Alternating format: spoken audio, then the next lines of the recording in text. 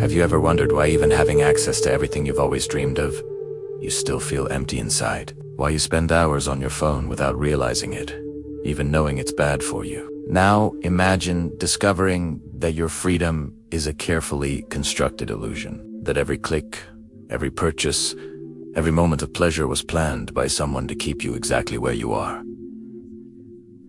Sounds like a conspiracy theory. I thought so too, until I understood how our golden prison works. Get ready for a journey that will completely change how you see the world around you. More importantly, you'll discover how to break free. This feeling of emptiness you experience is the first sign that something much bigger is happening to you. We live in an era where we have more entertainment, more food options, more forms of pleasure than any previous generation. Our grandparents didn't have access to 1,000 movies in the palm of their hand, couldn't order food from anywhere in the world with a click, didn't have infinite games to pass the time. So why, with so much pleasure available, do we feel so lost?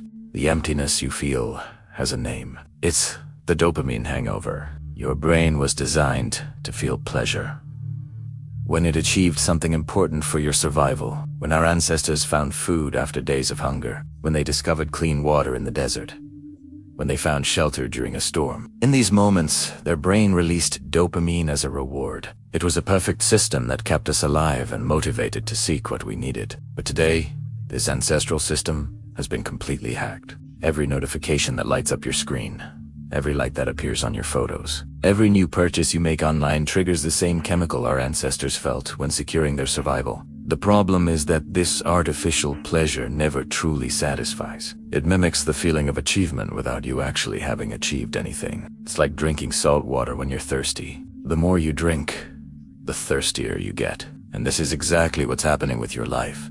Every endless scroll, every episode you watch, automatically. Every impulse purchase promises to complete you, but only increases the internal hole.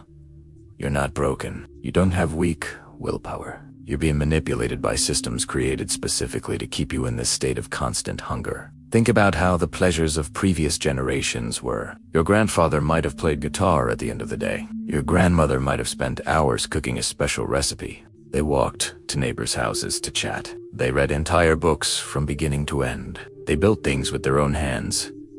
These pleasures required time, effort, and real presence, but in return they offered lasting satisfaction and genuine growth.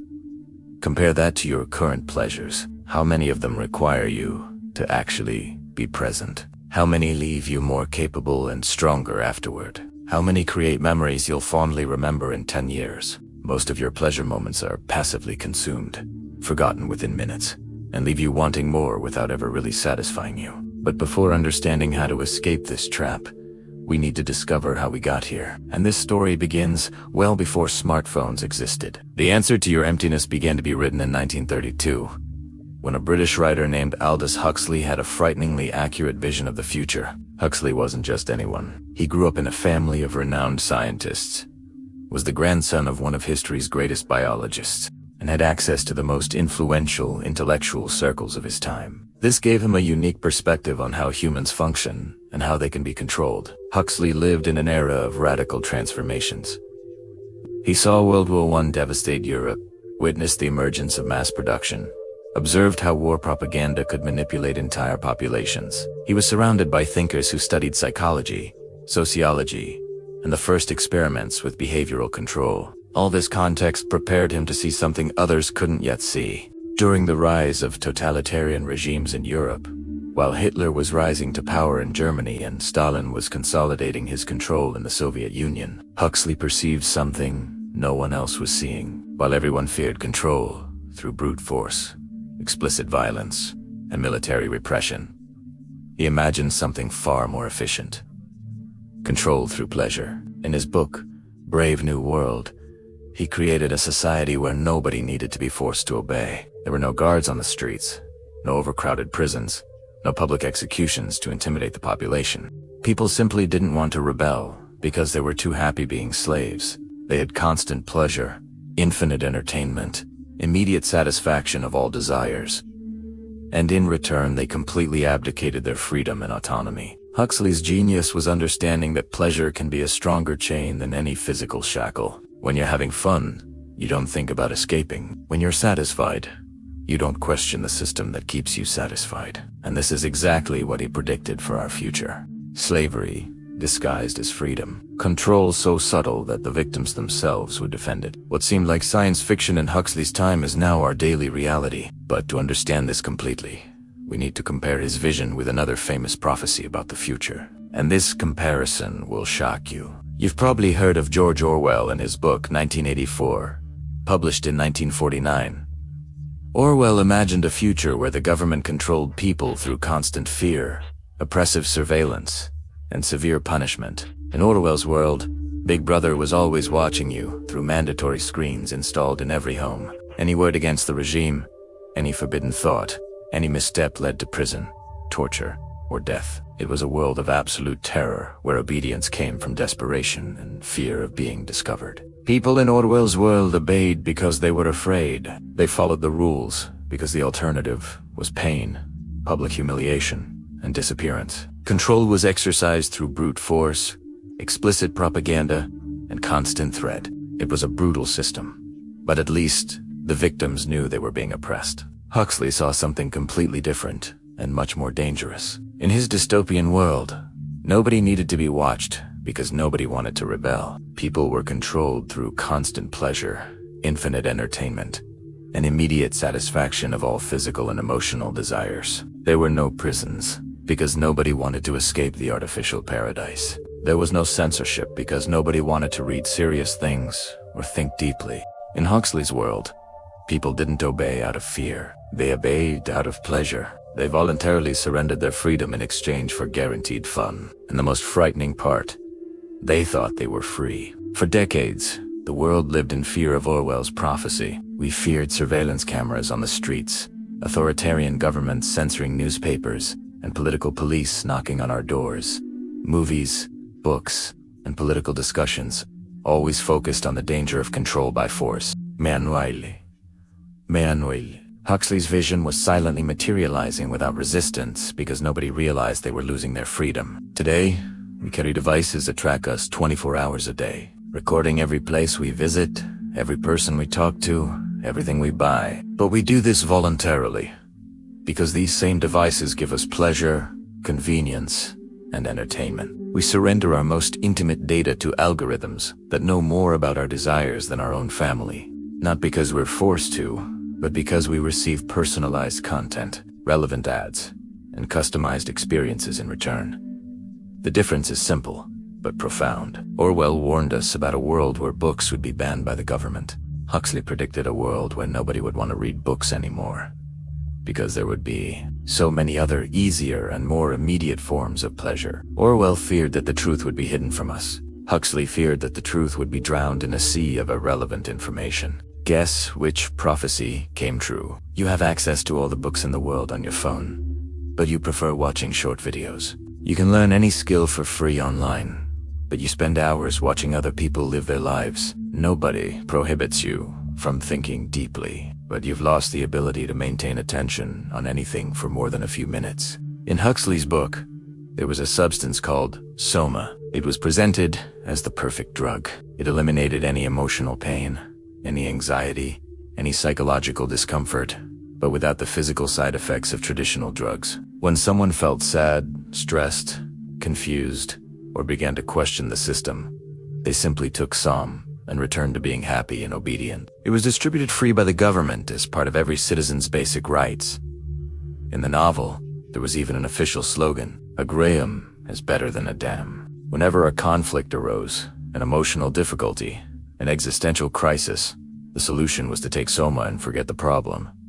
People became dependent on this chemical escape, unable to deal with any natural discomfort of human life. S seemed like pure science fiction in 1932, an impossible invention that could never exist in the real world. But today, it not only exists, but is in your pocket right now. Your smartphone is the soma of the 21st century, and it works exactly as Huxley described. Every time you feel anxious, bored, sad, lonely, or emotionally uncomfortable, what's your first reflex? You instinctively grab your phone in seconds. A personalized dose of content, funny videos, photos of beautiful people, shocking news, addictive games calms your mind and eliminates any restlessness. Just like Soma, your phone keeps you satisfied enough not to question why your life seems so empty or why you feel so disconnected from the real world. Social media, games, videos, online shopping, dating apps. All of this works like small doses of digital soma. Every notification that arrives is a promise of instant relief for any emotional discomfort you might be feeling. And just like in Huxley's book, the more you use it, the more you need to use it to feel the same effect. Your tolerance increases, your natural ability to deal with emotions decreases, and you become increasingly dependent on the next dose. The difference is that in the novel, at least people knew they were taking a drug. They consciously chose soma to escape reality. We don't even realize we're addicted. We believe we're just relaxing, staying informed, or connecting with friends. We don't recognize that we're systematically fleeing from any moment of silence, reflection, or emotional discomfort that could lead us to personal growth. And the most frightening part, just like in Huxley's world, this dependence didn't happen by accident. Behind every app on your phone exists an army of neuroscientists, behavioral psychologists, experienced designers, and specialized engineers working 24 hours a day with a single objective: make you spend more time on the screen. They're not trying to inform, entertain, or connect you. They're trying to addict you in the most efficient way possible. It's important to understand that technology itself is a neutral tool, like a hammer that can build a house or break a window. The problem isn't in the existence of smartphones or the internet, but in the unconscious use of these tools, and more critically, in the intentions behind many modern digital platforms. These professionals study your brain like a scientist studies a laboratory rat, testing billions of combinations of colors, sounds, timing, and rewards to discover exactly what keeps you addicted. They know that certain colors grab your attention more, that certain sounds make you look at the screen instinctively, that certain reward sequences create stronger dependence than others. This isn't a conspiracy theory or poetic exaggeration. These are documented scientific techniques based on decades of research on operant conditioning, neuroplasticity, and behavioral addiction. There are entire laboratories dedicated to studying how to make digital products more engaging, a pretty word for addictive. They know your sleep patterns better than you do. They know when you're most emotionally vulnerable. They can predict with frightening accuracy when you'll feel lonely, anxious, or bored. And in each of these moments of vulnerability, they have a notification, a video, a promotion, or a message waiting for you. The result is a behavioral manipulation system more sophisticated than any drug ever created by humanity. Cocaine and heroin affect only a few specific receptors in your brain. The algorithms that control your feed affect your entire brain, your sleep patterns, your attention capacity, your emotions, relationships, and even your perception of reality. They know exactly what type of content triggers your dopamine, what images make you stop scrolling through your feed, what keywords awaken your curiosity or indignation, what type of background music makes you watch a video to the end. They test thousands of variations to discover which combination keeps you glued to the screen longer. You think you're choosing what to watch, what to buy, who to relate to, but you are actually being guided by an artificial intelligence system that knows your behavioral patterns better than you know yourself. And this is just the beginning of your manipulation. Because there's a fundamental difference between real pleasure and the pleasure being sold to you. There is a crucial difference between the pleasure you feel when you achieve something important in real life and the artificial pleasure you receive through a screen.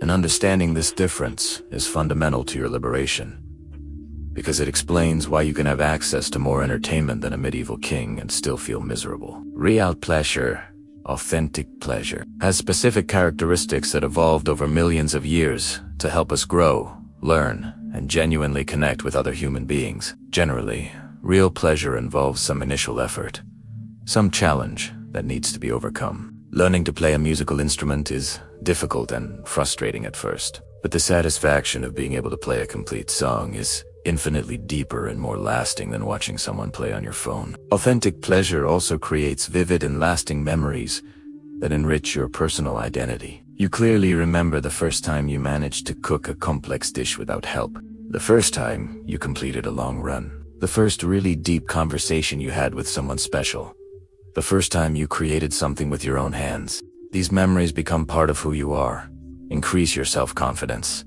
and motivate you to seek bigger challenges. But try to remember some specific video you watched last week. Can you try to remember some post you liked yesterday? Try to remember exactly what you did in the last 3 hours on your phone. Most of the time we spend consuming artificial pleasure simply disappears from our memory as if it had never happened. Furthermore, real pleasure connects you with other people in a genuine and reciprocal way. When you develop a real skill, you naturally find other people who share that interest. You can teach beginners, learn from more experienced people, collaborate on projects, create bonds based on real shared experiences. These relationships are bidirectional.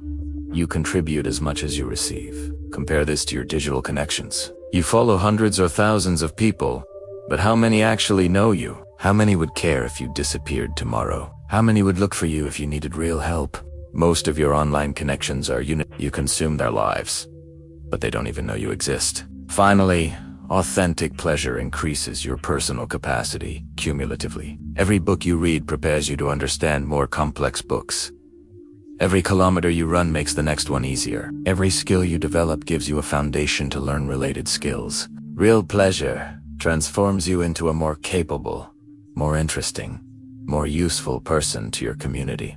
Artificial pleasure does the opposite. The more you consume, the less capable you become of being satisfied with normal stimuli. Every hour watching 15-second videos decreases your ability to read an entire book. Every meal ordered through an app reduces your ability to cook. Every superficial virtual relationship makes it harder to build real intimacy. Manufactured pleasure is like refined sugar. It gives a quick energy spike, followed by an even bigger crash. Each dose of artificial pleasure makes you less capable of feeling satisfaction with real achievements, real relationships, real experiences. This is why after hours on your phone, you feel emptier, more anxious, and more disconnected than before. The tragedy is that the more artificial pleasure you consume, the less pleasure you feel with real things in life. Talking with friends without having your phone on the table becomes uncomfortable. Reading a book seems impossible after getting used to fragmented information. Having sex without pornography seems boring. Cooking your own food seems like too much work.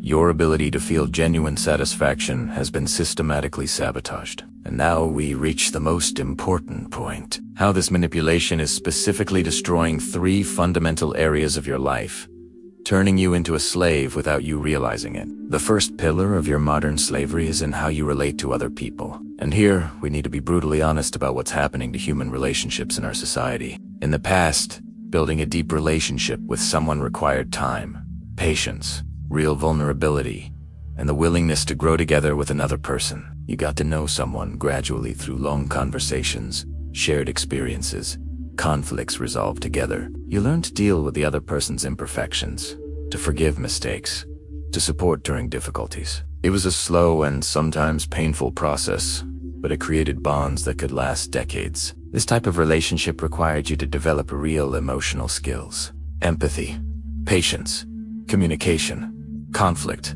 resolution, commitment. You had to learn to be interesting without being perfect, to love someone even when they irritated you, to build intimacy through genuine presence and exclusive attention. Today, relationships have become disposable products in an infinite supermarket of options. Dating apps have turned people into catalogs where you can swipe to the next option in seconds based only on physical appearance and a few biography sentences. Relationships are evaluated like products in an online store.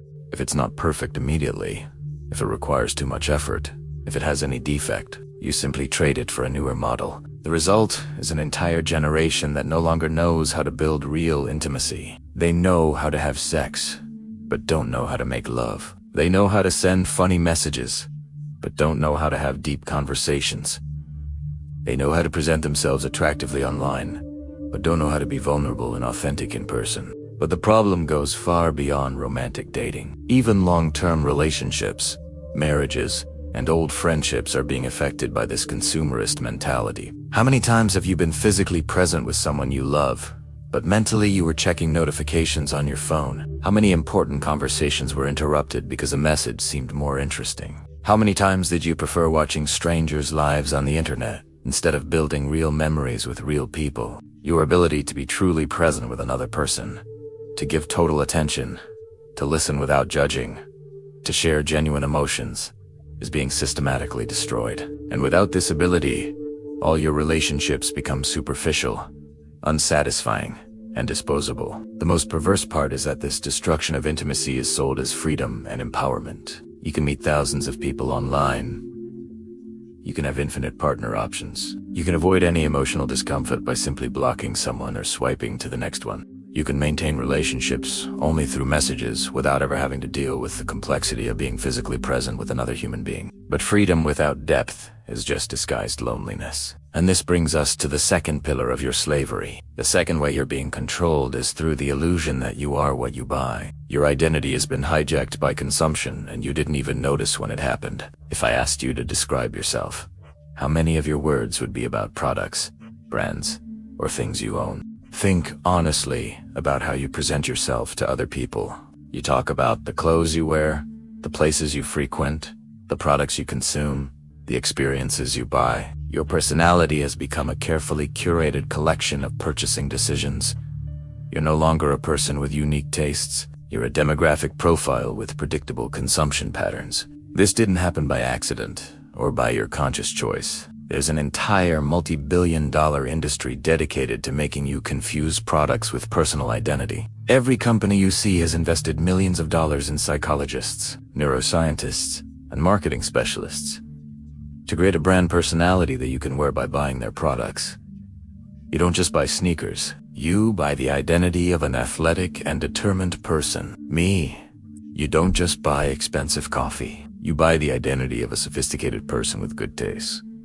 You don't just buy an electronic gadget. You buy the identity of a modern and connected person. Every purchase is an attempt to transform yourself into the person you'd like to be, without having to do the real work of transforming yourself. The result is an endless race after the next purchase that will finally complete you. That outfit that will make you feel confident.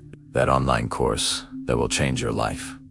That experience that will give you purpose. That product that will solve all your problems. But the satisfaction never lasts because you're not building who you are. You're buying who you should be. The most painful truth is that the more you try to build your identity through consumption, the emptier that identity becomes. You become a walking billboard for companies that don't even know your name. Spending money you don't have to impress people who don't care about you. Buying things you don't need to feel like someone you're not. And the worst part, this search for identity through consumption is designed to never fully satisfy you. If you were really satisfied with a purchase, you'd stop buying. So, every product is designed to give you enough satisfaction to keep buying, but never enough for you to stop wanting more. You've become a hamster on an infinite consumption wheel, running faster and faster after a carrot that always stays a little further away. And while you run after the next purchase that will complete you, your real life skills, your real relationships, your real personal growth remains abandoned.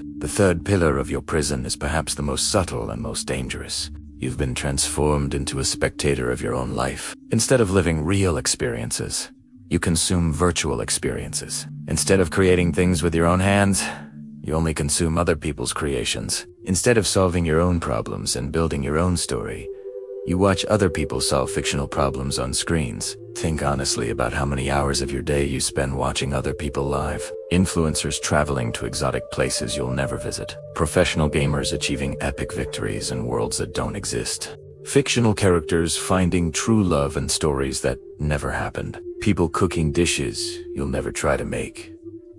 Meanwhile, your own life happens on autopilot. You wake up, go to work, doing tasks that don't inspire you. Come home physically and mentally exhausted. Turn on a screen to relax and repeat the same cycle the next day. Your real life has become just the interval between sessions of passive entertainment consumption. Entertainment has always existed in humanity, but has never been so immersive, personalized, and addictive. In the past, you watched a play and then talked about it with friends on the way out. You read a book and then debated the ideas with other people. Entertainment was a starting point for social interaction and personal reflection. Today, you can spend 12 straight hours on a series alone in the dark without breaks for reflection or conversation. You can play a game for weeks without leaving the house, without interacting with any real human being. You can watch infinite videos without ever reaching the end, without ever having to process what you just saw. The problem isn't having fun or having leisure moments. The problem is when entertainment completely replaces real life. When you prefer watching someone play soccer to playing soccer. When you prefer seeing someone cook to learning to cook. When you prefer following influencers' relationships to building your own relationship. When you prefer living through fictional characters to creating your own story. And so we arrive at the concept that explains all of this. You've become a spectator in a society of the spectacle. This term was created by French philosopher Guy Debord in the 1960s to describe exactly what is happening now. In the society of the spectacle, real life is replaced by representations of life. You don't live, you watch life happen. Debord realized that when everything becomes spectacle to be passively consumed, people gradually stop actively participating in the world. They're content to watch, consume, react, and comment, but never actually act or create. It's easier to like a post about social injustice than to actually do something concrete to change the world. It's more comfortable to watch adventure documentaries than to plan and live your own adventures. It's safer to watch other people take risks in relationships than to risk yourself. It's less work to see someone learn a new skill than to dedicate years to developing your own skill. It's more convenient to consume content about personal growth than to do the hard and slow work of actually growing as a person. The result is a society of emotionally passive people who know more about celebrities' lives than about their neighbors' lives, who get more emotional about fictional characters than about real people, who invest more emotional energy in virtual worlds than in the world where their bodies actually exist. The cruel irony is that the more spectacle you consume, the less spectacular your own life becomes. You become the audience of your own existence, always waiting for something interesting to happen, but never being the one who makes it happen. Always waiting for the next episode, the next video, the next season, but never creating the next chapters of your own story. Now, we reach the heart of all this manipulation. Your attention has literally become the most valuable product in the world, and understanding this is fundamental to your liberation. You need to understand the truth that may shock you. You are not the customer of social media, video sites, or most of the free apps on your phone. You are the product being sold. Your ability to focus, to pay attention, to remain present. This is exactly what's being marketed to other companies. Think about it this way. In the past, to sell something to you, a company needed to buy advertising space on television, radio, or newspapers. They had limited access to your attention, only during commercial breaks or on advertising pages, and they never knew if you were actually paying attention, or if you had left the room during the commercial. Today, through your phone, these companies have direct access to your brain, 24 hours a day, 7 days a week. They know exactly when you're awake, when you're bored, when you're sad, when you're procrastinating at work. They know where you are, who you're with, what you just bought, what type of content makes you most emotionally vulnerable. And in each of these moments of vulnerability, they can insert personalized messages directly into your mind. They're no longer generic commercials interrupting your programming. They're messages created specifically for you, based on thousands of data points about your behavior, inserted at the exact moment when you're most susceptible to influence. Your attention is literally bought and sold as a commodity in financial markets. Companies pay billions to have a few seconds of your focus, and the more fragmented your attention becomes, the less you can concentrate on anything for long. The more valuable it becomes to those who know how to capture it. It's a perverse market where your ability to think deeply, to concentrate on important projects, to maintain long and meaningful conversations is being systematically destroyed to generate profit for companies you'll never meet. The result is an entire generation suffering from artificial attention deficit. It's not that you were born without the ability to focus. It's not that you have some neurological problem. It's that this ability has been deliberately sabotaged, fragmented, and commercialized to benefit interests that have nothing to do with your well-being. Every time you try to read an entire book and feel your mind wandering to your phone, every time you try to have a deep conversation and get distracted by a notification, every time you try to work on something important and get lost in random videos, know that this isn't your failure. It's the result of years of carefully planned conditioning. But here's the good news. Recognizing the problem is the first step to solving it. And there are clear signs you can identify to know if you re-trapped in this matrix of artificial pleasure. If you've made it this far in this video, you're already demonstrating something that has become rare in our society. the ability to maintain focused attention on something for more than a few minutes. This means there's still hope that your ability to concentrate hasn't been completely destroyed. But before showing you how to free yourself completely, you need to be brutally honest about the signs that you're trapped. You pick up your phone automatically without even thinking consciously about it. This is perhaps the most revealing sign. Your hand goes to your pocket or bag by reflex whenever you feel any slight emotional discomfort. Boredom, anxiety, loneliness, or even just a few seconds of silence. You check social media compulsively, even knowing rationally that there's nothing new since the last time you looked 5 minutes ago. You might be in the middle of an important conversation, and without realizing it, pick up your phone to just take a quick look. What? You might be working on something that requires concentration and automatically get distracted by notifications that are even urgent. This automatic behavior is the clearest sign that your nervous system has been hijacked. Another concerning sign, you have extreme difficulty being alone with your own thoughts.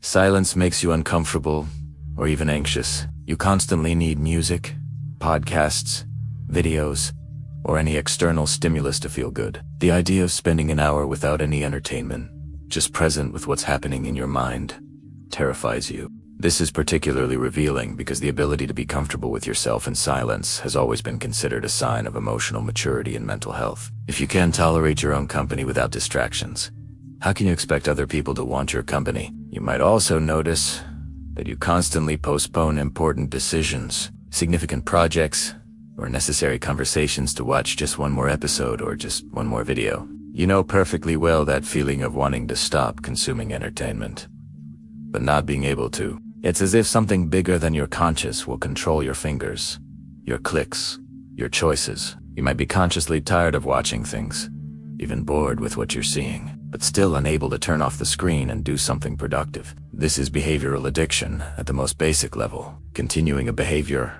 even when it no longer gives you pleasure, and even when you know it is harming you. Perhaps the most painful. You feel more emotionally connected to fictional characters, influencers, or celebrities than to real people in your life. You invest significant emotional energy in dramas of people who don't even know you exist, while your real relationships, family, close friends, romantic partners receive scraps of your attention. You might know intimate details about the lives of strangers on the internet, but can't remember the last deep conversation you had with someone who actually loves you. You might get emotional about the ending of a series, but can't get emotional about real achievements of the people around you. Finally, you've lost the ability to tolerate slowness, gradual process, or any activity that doesn't give immediate gratification. Learning a new skill seems impossible if it doesn't give visible results in a few days. Reading a book seems like torture if it's not exciting from the first page. Talking to someone without having your phone on the table makes you impatient.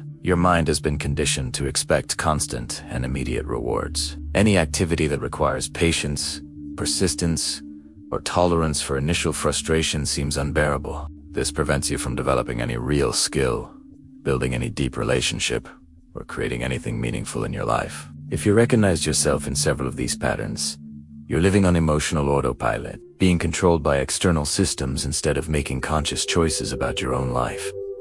But recognizing this isn't cause for despair or it's the first step to regaining control of your existence. The good news is that you can completely reverse this process. Your brain has something called which means it can create new connections and abandon old patterns at any age. The first step is a strategic digital detox, but not in the way you imagine or that most people try to do. It's not about throwing your phone in the trash, canceling all social media, and becoming a digital hermit. This extreme approach rarely works long-term, because it ignores the reality that we live in a connected society and that technology used consciously can be a powerful tool for personal growth, creation, and genuine connection. It's about regaining conscious and intentional control over your digital choices, instead of automatically reacting to every stimulus that appears on your screen. It's about transforming yourself from a passive consumer into an active and discerning user of technology. Start with small reconquests of mental territory. Choose a specific period of the day. It could be in the morning when you wake up, or in the hour before sleeping where you stay completely disconnected. No phone, no television, no computer, no electronic stimulus. Just you and your own thoughts. It might seem simple, But for most people, this is initially terrifying. You'll feel anxiety, restlessness, and almost physical urgency to grab your phone. This is normal and is exactly proof that you needed to do this exercise. Persist.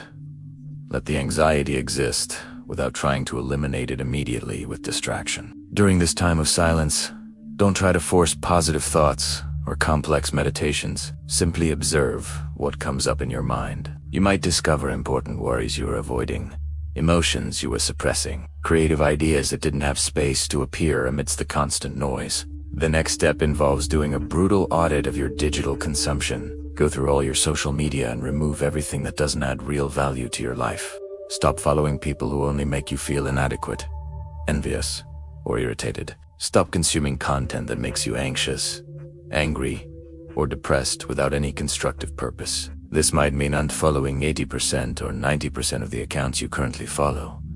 Your mind is like a garden. If you keep planting toxic seeds every day, you can't expect healthy flowers to grow. Be ruthlessly selective about what kind of information you allow into your brain. Gradually replace passive habits with active habits. Instead of watching someone cook, dedicate time to learning to cook something new. Instead of seeing someone play music, learn an instrument, even if it's just a few basic chords. Instead of watching someone travel, plan and execute your own exploration, even if it's just a different park in your city. The secret here isn't to eliminate all entertainment from your life, but to create a balance where you're the protagonist as much as the spectator.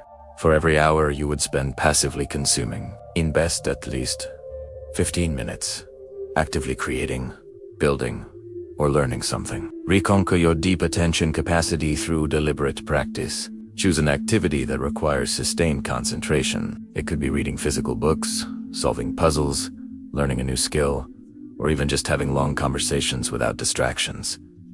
Start with short periods you can maintain, maybe 10 or 15 minutes of total focus. When your mind tries to flee to distractions, gently bring it back without judging yourself. Gradually increase the time as your attention muscle strengthens. And this brings us to the next crucial step: learning to differentiate pleasure that strengthens you from pleasure that weakens you. Authentic pleasure has specific characteristics that you can learn to recognize and seek intentionally. Real pleasure usually involves some initial effort, some challenge that needs to be overcome. It doesn't come ready and chewed up. You need to invest time, energy, and sometimes even initial frustration to conquer it. Think about the difference between watching someone play a beautiful song and you yourself learning to play that song. The first gives you immediate and passive pleasure. The second requires months of practice, sore fingers, constant mistakes, moments of frustration. But when you finally manage to play the complete song, the satisfaction is infinitely deeper and more lasting. Authentic pleasure also creates vivid memories that integrate into your personal identity. You clearly remember the first time you managed to cook a complex dish, the first long run you completed, the first really intimate conversation you had with someone special. These memories become part of the story of who you are, increase your self-confidence, and motivate you to seek bigger challenges. Compare this to the passive entertainment you consume. Can you specifically remember something you watched last week? Can you remember how you felt afterward? Most artificial pleasure simply evaporates from your memory, leaving only a vague feeling of wasted time. Real pleasure connects you with other people in a genuine and mutually enriching way. When you develop a true skill, you naturally find other people who share this passion. You can teach each other, collaborate on projects, create together. These relationships are based on giving and receiving, on mutual growth. Authentic pleasure increases your personal capacity cumulatively. Every book you read increases your ability to understand more complex books. Every kilometer you run makes the next one easier. Every skill you develop gives you a foundation to learn related skills. Real pleasure progressively transforms you into a more capable, more interesting, more useful person to your community. The practical exercise is simple. Before starting any pleasurable activity, honestly ask yourself, will this strengthen or weaken me? Will I remember this in a month? Will I be a more capable person afterward? Does this genuinely connect me with other human beings? For every hour you would spend consuming passive entertainment, try to invest at least 15 minutes in creating, building, learning, or actively connecting. It could be drawing, Writing, cooking, exercising, calling a friend, learning something new online. Any activity where you're the protagonist, not just the spectator. But even doing all this alone, you'll still encounter significant difficulties. Social pressure, ingrained habits, and the very structure of society will work against you. And this brings us to the most powerful antidote against modern slavery. Humans are profoundly social animals. We evolved over millions of years in small tribes where everyone knew each other personally, cared for one another, and depended on each other to survive. Your brain still functions based on this ancestral reality. But today, you live essentially isolated, surrounded by millions of strangers, trying to find meaning and connection through virtual interactions with people you'll never meet. This disconnection isn't just uncomfortable, it makes you extremely vulnerable to manipulation.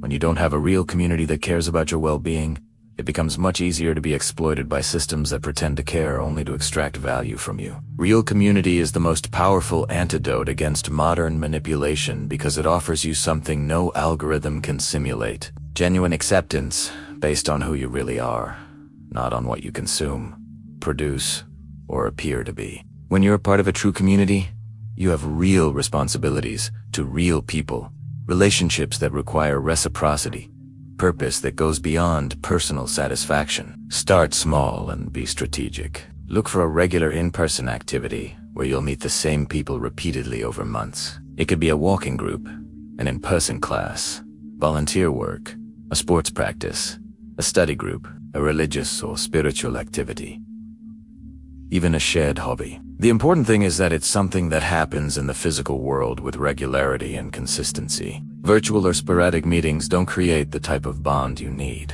You need people who will notice if you don't show up, who will care about your well-being, who will challenge you to grow. The magic happens when you stop being just a consumer of experiences and become an active contributor to a community. When you teach something to someone, help solve another person's real problem, or simply listen with full attention to someone who needs to vent, you rediscover how powerful and satisfying it is to be genuinely useful. This generates a type of satisfaction that no entertainment can replicate because it's based on real reciprocity, real impact on the lives of real people you know and care about. Real community also naturally protects you from manipulation because other people can notice when you're being deluded, when you're making destructive decisions, or when you're isolating yourself in addictive behaviors. True friends alert you when you're spending too much money, when you're addicted to something harmful, when you're sabotaging your own goals. Algorithms and commercial systems will never do this.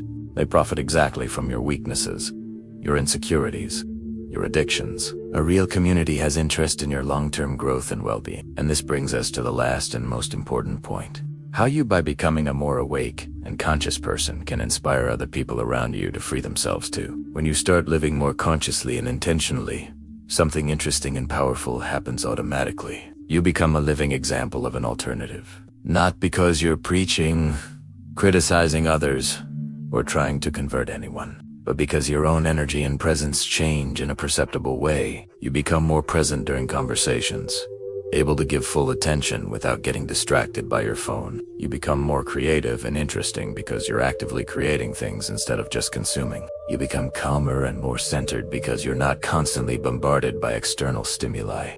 You become more confident because you're developing real skills and achieving genuine goals. People around you begin to notice these changes, even unconsciously. They perceive that you seem more satisfied with life, more focused on your goals, more genuine in your relationships. They start asking questions. How do you manage to concentrate so long on one thing? Why do you seem so content, even without having so much stuff? How do you have energy for so many interesting activities?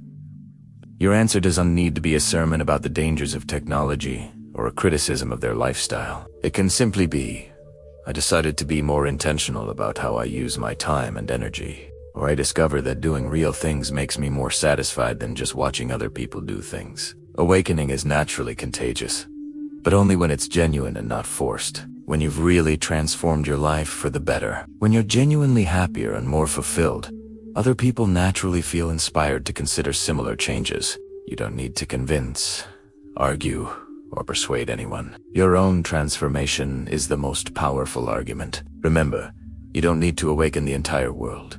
Convert your entire family, or transform all your friends. Real social change happens one person at a time, one relationship at a time, one small community at a time. If you can genuinely inspire one or two people close to you, they will eventually inspire other people who will inspire others, creating waves of change that spread naturally. The liberating truth is that you already have everything you need to start this transformation today. You have a brain capable of making conscious choices instead of automatically reacting. You have a body that can move, create real things, and physically connect with other human beings. You have the possibility of building genuine relationships based on reciprocity and mutual growth. The only thing that was missing was clearly understanding how you were being manipulated and why. Now, you understand. Now, you can choose differently. The question is no longer whether you will be able to free yourself from this matrix of artificial pleasure, but when you'll decide to take the first step. The journey back to real freedom doesn't happen overnight. It's a gradual process of reconquering control over your attention, your choices, your relationships, and your time. But every step you take in this direction immediately makes your life richer, more meaningful, and more yours. You're not just escaping a golden prison. You're actively building a life that's truly worth living based on real growth, genuine relationships, and meaningful contributions to the world around you. If you enjoyed this content, subscribe to the channel and continue with me for the next video.